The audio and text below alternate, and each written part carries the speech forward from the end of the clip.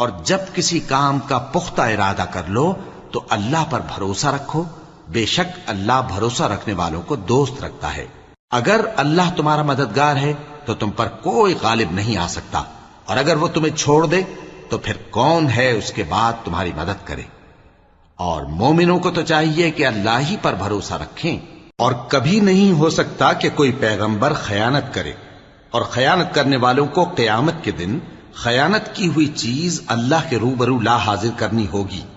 پھر ہر شخص کو اس کے اعمال کا پورا پورا بدلہ دیا جائے گا، اور ان کے ساتھ بے انصافی نہیں کی جائے گی۔ بھلا جو شخص اللہ کی خوشنودی کا تابع ہو وہ اس شخص کی طرح ہو سکتا ہے جو اللہ کی ناخوشی میں گرفتار ہو، اور جس کا ٹھکانہ دوزخ ہے اور وہ برا ٹھکانہ ہے۔